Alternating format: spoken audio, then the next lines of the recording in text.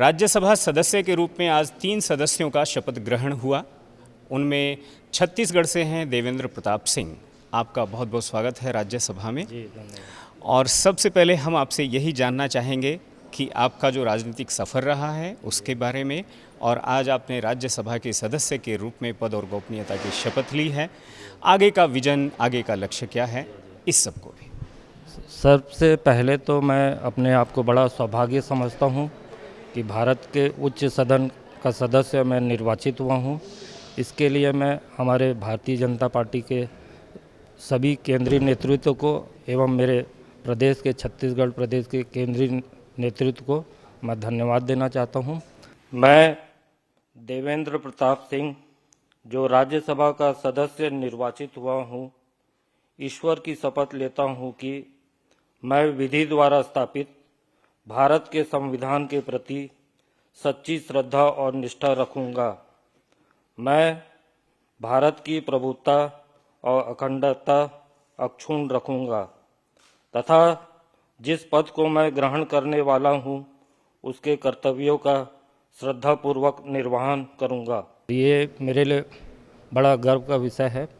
मैं एक tribal community से बिलोंग करता हूँ और राज्यसभा में निर्वाचित हुआ हूँ, तो मुझे बड़ा मेरा अच्छा लग रहा है कि मैं मतलब मेरे पास शब्द नहीं है कि मैं इसको किस तरीके से बयां करूं।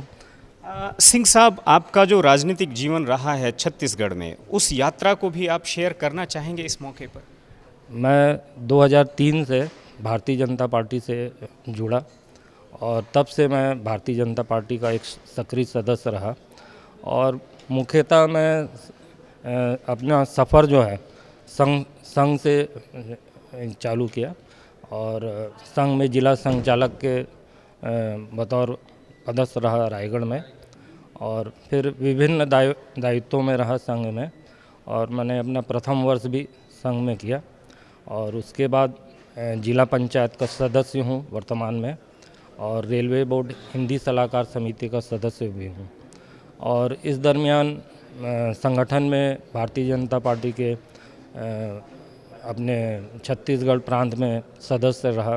भारतीय जनता पार्टी का प्रदेश में अनुसूचित जनजाति मोर्चा का राष्ट्रीय कार्य समिति में सदस्य रहा और प्रदेश में अनुसूचित जनजाति मोर्चा का महामंत्री, जिले में अध्यक्ष, ऐसे विभिन्न दायित्वों में रहा।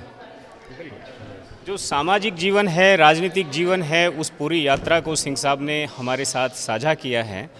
एक आखिरी सवाल, आप उच्च सदन के सदस्य के रूप में चुने गए हैं। अभी जो विजन है उसके बारे में आप कुछ बताना चाहेंगे कि किस तरह से देश की समस्याएं, आपके क्षेत्र की समस्याएं, उसको इस सदन में खड़े होकर के आप किस तरह से सोचते हैं? देखिए, मैं एक ट्राइबल कम्युनिटी से बिलोंग करता हूँ और हमारे जो क्षेत्र है रायगढ़ हुआ या पूरे संपूर्ण छत्तीसगढ़ में एक तो रैपिड इंडस्ट्रियलाइजेशन हो रहा है, तो हमारे जो क्षेत्रवासी हैं, जो जनजाति समाज से और जाति समाज से जिन लोग आते हैं, वो लोग काफ़ी प्रताड़ित हैं। उनको सही विस्थापन नहीं हो रहा है, उनको सही ढंग से मुआवजा नहीं मिल रहा है। तो इन सब बातों को ठीक है, पुनर्वास बड़ी समस्या जी, इंडस्ट्रियलाइजेशन होना चाहिए, पर जो नियम के तहत उनको भी सही उनके ज़मीन के मुआवजा मिलना चाहिए, नौकरी मिलना चाहिए। ये सब समस्याएं हैं। नक्सलवाद का भी समस्या है बस्तर में, उसको भी जड़ से समाप्त होना चाहिए। यही सब मुख्य समस्या है। बेसिक इंफ्रास्ट्रक्चर जो है छत्तीसगढ़ का, रोड, बिजली और आपका बस्तर की बात आपने की, ट्राइबल बेल्ट है, नक्सलवाद है, वर्तमान जो सरकार है और आप वहाँ रहते हैं, आपने किस तरह से चीज़ों को देखा है कि नक्सलवाद को छत्तीसगढ़ से पूरी तरह समाप्त होने में अभी और कितना वक्त लगेगा या फिर वो समाप्ति के कगार पर है? नक्सलवाद अभी हमारे माननीय अमित शाह जी के नेतृत्व में लगभग समाप्त होने की कगार में है।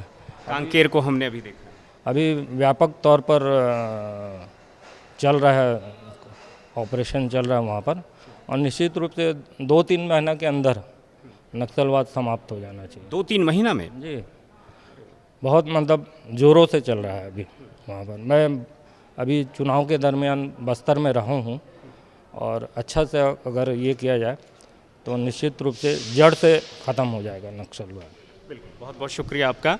और कुल मिलाकर देवेंद्र प्रताप सिंह, उनका कहना ये था कि वो ट्राइबल बेल्ट से आते हैं, वहाँ पर जो इंडस्ट्रियलाइजेशन हो रहा है उसमें कई बार जो वहाँ के जो लोग हैं, लोकल्स हैं, उनके जब पुनर्स्थापन की बात आती है, वो विस्थापित ना हो जाएं, उनका पुनर्वास बेहतरीन तरीके से हो, इन सब चीज़ों को लेकर के यहाँ पर भी वो अपनी आवाज़ को बुलंद करेंगे। ये उनकी एक दृष्टि, उनका विजन था। इसी के साथ रामवीर श्रेष्ठ को दीजिए इजाज़त। नमस्कार।